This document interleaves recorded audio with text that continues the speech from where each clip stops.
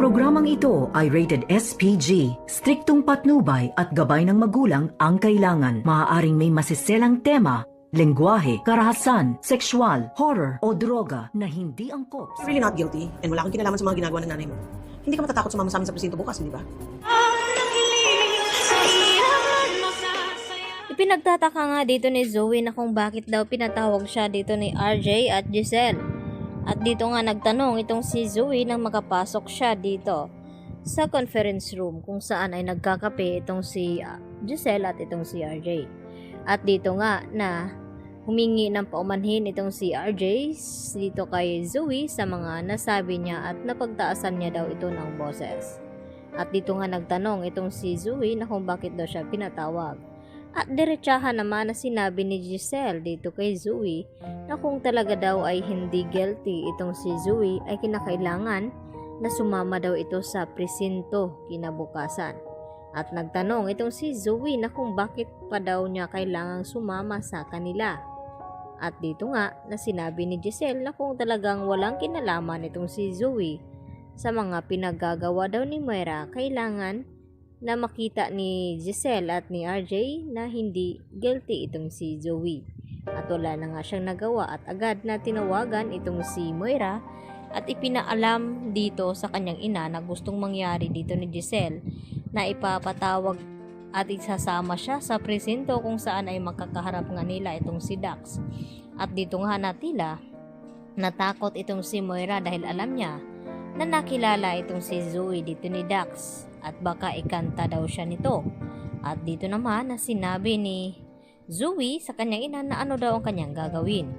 At ang payo naman dito ni Moira kay Zoe na unahan na daw niya itong si Giselle at RJ na puntahan itong si Dax sa kulungan at bigyan ng lason upang hindi nga ito makapagsalita kina RJ at Giselle. At hindi naman pumayag itong si Zoe sa sinabi ng kanyang ina dahil krimen daw ito. At dito naman sinabi ni Moira na wala naman daw itong pinagkaiba sa ginawa ni Zoe dito sa kanyang lolo Pepe na nagawa niya ngang ihulog sa bangin.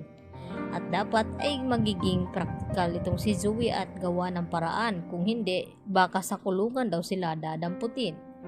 At dahil dito nang magharap-harap na nga ay hindi naman sinabi ni Dax na kabilang itong si Zoe sa pagkidnap dito ni Don Pepe. Ang sinabi lamang ni Dax na ito daw si Moira ang mastermind at pakana ng lahat.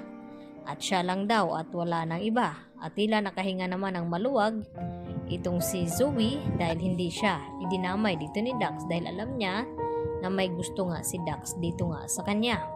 Subalit napansin dito ni Giselle na nagkatinginan itong si Dax at itong si Zoe.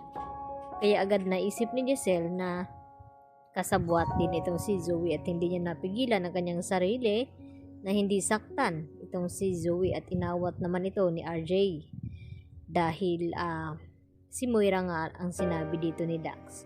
Subalit ay hindi pa nga tapos ang investigasyon at kikilos na nga itong si Giselle upang malaman ang buong katotohanan dahil hindi siya naniniwala na hindi pinoprotektahan ni Zoe ang kanyang ina.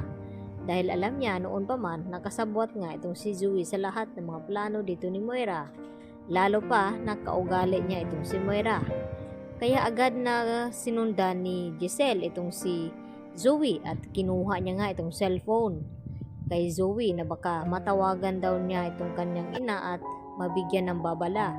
Kailangan na wala daw munang makakaalam itong si Moira nang sa ganon ay mahuli na nila ito. Kaya ang sinunod na trabaho ni Giselle ay ang manmanan nga itong si Zoe upang malaman talaga kung ano ang sekretong tinatago nito.